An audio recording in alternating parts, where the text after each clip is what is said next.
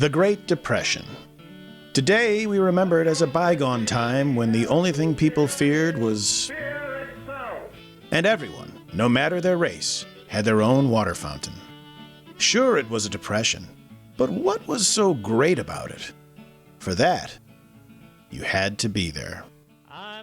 Most of us are familiar with the Great Depression as some mythical time our grandparents or great-grandparents were always yapping about. An elaborate collective fantasy designed to trick us into eating turnips or some other unpalatable food. But for them, the Great Depression was all too real. It began with the stock market crash of October 29th, 1929, better known as Black Tuesday. Upon further investigation, blacks were cleared of any involvement. In fact, very few blacks owned stocks or anything else.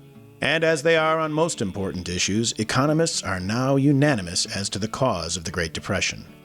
It seems so obvious to us now, but at the time, few understood that the cause of the catastrophic economic collapse was too many poor people. Way too many.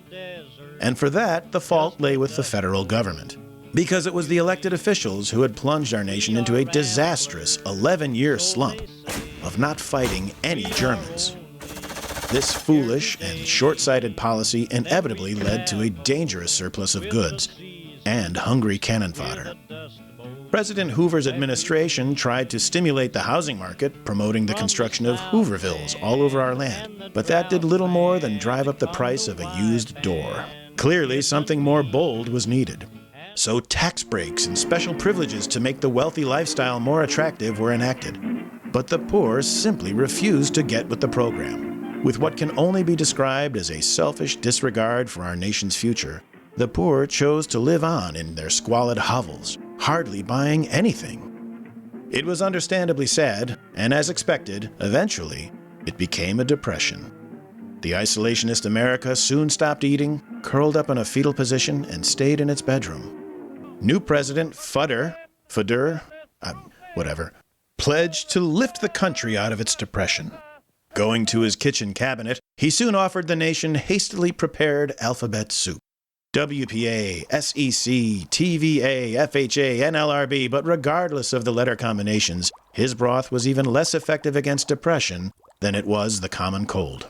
But suddenly, as if sent from heaven above, a light appeared at the end of the tunnel. A strong business candidate from across the Atlantic had a new plan, a final solution that, if we all got involved, could lift the world out of the Great Depression. It took several years to accomplish, but as we came upon August of 1945, anyone wearing protective goggles could plainly see that happier times were on the horizon. America had found a new business model that made it a global economic power like never before. Today, as we face the specters of climate change, international terrorism, and the perils of a low-fiber diet, we look back fondly at the Great Depression, a defining era when soup was free and the bread was so good, people stood in line for it, which is why you had to be there.